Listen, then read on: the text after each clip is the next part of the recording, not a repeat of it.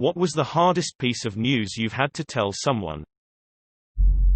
I worked as a pediatric psychology fellow while in graduate school PhD clinical psychology. This invoked providing psychological services for all children in the hospital. One of my very first weeks I was shadowing a more experienced fellow and we encountered a family whose child 7-year-old was hospitalized after she was in a car accident with her father. Her father died in the accident and no one in her family was comfortable directly explaining this to the child. They had used a lot of religious euphemisms about death. He's watching over you in heaven. He's with you in spirit, but this language is not concrete enough for a young child who doesn't really understand death. Sitting with this child, body brace, lacerations all over, very flat effect, and explaining to her what death was, that her father had died, and having to ask questions to make sure she understood was one of the most traumatizing experiences of my graduate training. I can still vividly imagine her face while we were telling her and the tears silently rolling down her face.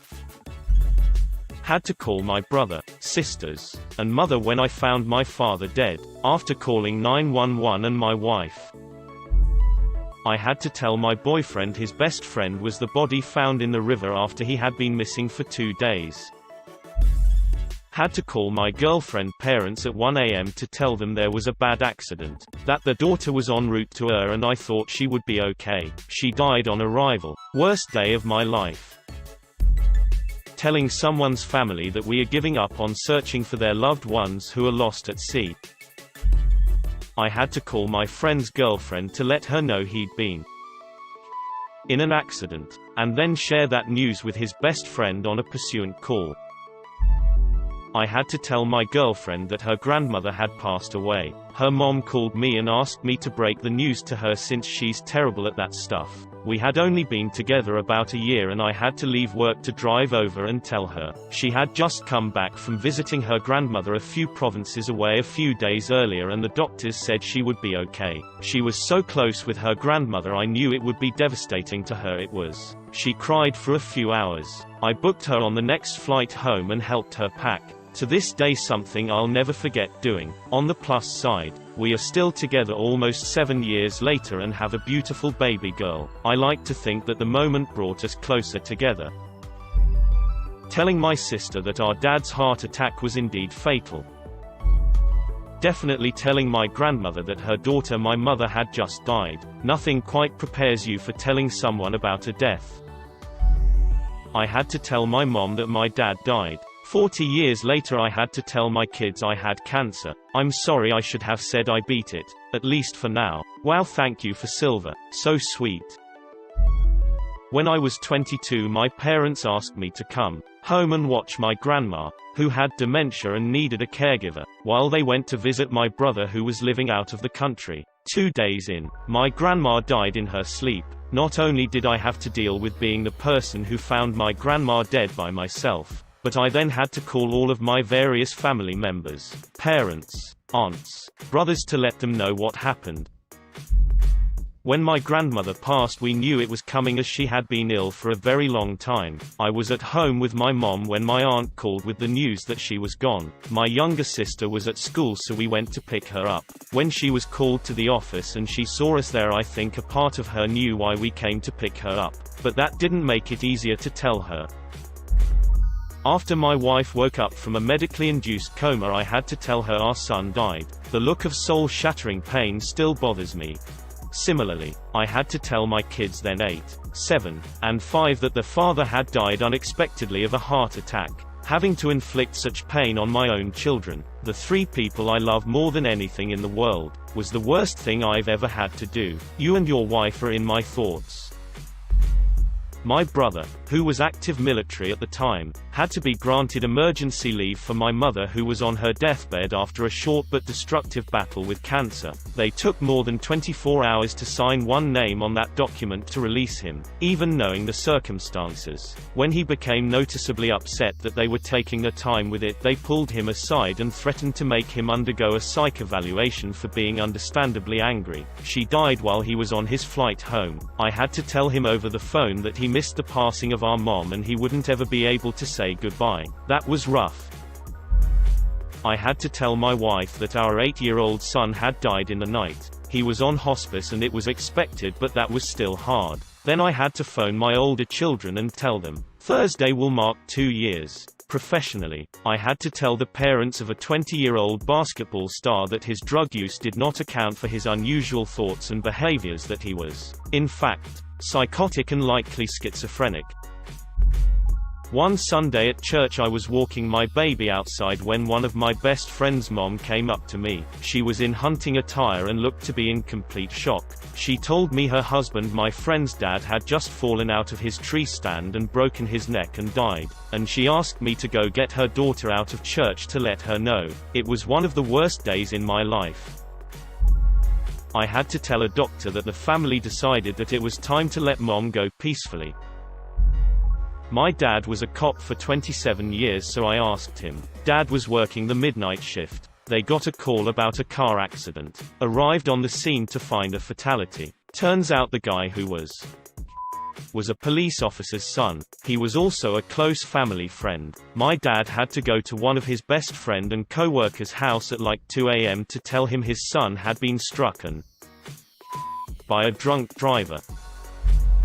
When I told my dad that he was in the early stage of dying and was moving to hospice care, he told me, "Oh good, because he was so tired of being sick with Parkinson's." He died 2 weeks later. I headed up a few departments at my last job, and as department head I had to be the one to fire people in those departments. It always sucks. Even if they're the worst and totally deserve it, never feels good to take away someone's security sad face. I had to tell my best friend in high school that I was the one who reported her dad for molesting her. She had spoken only to me in confidence and our pastor. They pulled her out of class after it was reported and allowed her a friend for comfort. She chose me, and as she sat sobbing, speaking of how horribly she hated our pastor, how she would never forgive him, I looked her in the eyes and told her it was me. I was 16. I had to tell my spouse and children that my 26-year-old took his own life. Trying to explain to my 4-year-old niece why my longtime girlfriend wasn't with me anymore. She just didn't understand and kept asking questions like, "I thought Auntie loved you. Why did she leave?" The breakup was recent, and that conversation hurt, man. After my parents split up, my dad moved us in with his mother. She was one of those grandmas who woke up every morning to get my siblings and I up for school because my dad left for work at 4 a.m. and worked 12-hour days usually. One day she didn't wake us up. Just as was coming out of my room, I saw my younger 4 years. I was 17 coming out of her room. We just kind of looked at each other and had an oh moment. I went in to check on grandma. She was cold, so I called 911 and then had to call dad. That was hard, and because he worked about 30 minutes away, this was the 90s, so cell phones weren't that common yet. I had to call all the aunts and uncles too, and then dig out grandma's DNR from where dad told me it was and hand it to the EMTs that showed up. So it was definitely the 7 worst calls of my life so far. A friend of mine at university committed. I ended up sitting down with or calling some of our friends, so the first they heard of it wasn't over Facebook or in the news. 18 months on and it still eats away a bit inside. Mom and her 4-year-old daughter were in a house fire. Mom had third-degree burns over 60% of her body. She was put in a medically induced coma. After extubating the mom a few days later, my roommate, a surgery resident, had to tell her that her daughter was brain dead. I had to tell my mom that the bike that I reported stolen to the police was under the fucking porch. Okay, this was a nice breather after all the horrific death stories I've been reading. TBH, that would be terrifying had it been my mother. Tell my dad, who had dementia, my mother passed away from cancer.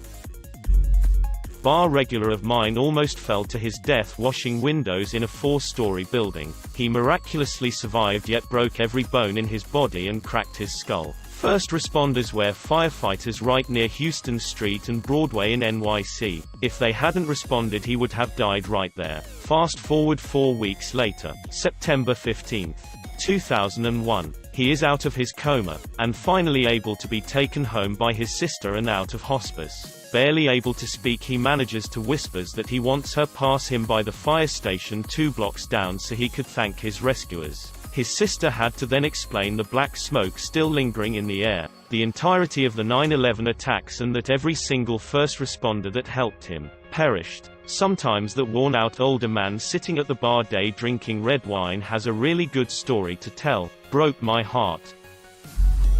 Tell my dad, who was in the hospital 2 weeks away from his own death, that his father had died. Dad hadn't yet accepted that he himself was dying, though my sister and I could see it. Grandpa had been in hospice for 2 months, so we all knew that his end was near. In the week between Grandpa's death and his funeral, Dad began to accept that he didn't have much time left. Dad made it to Grandpa's funeral, albeit via ambulance, wheelchair, and saw his extended family for the last time. That was a surreal experience for me, watching him say goodbye. Edit. Typo.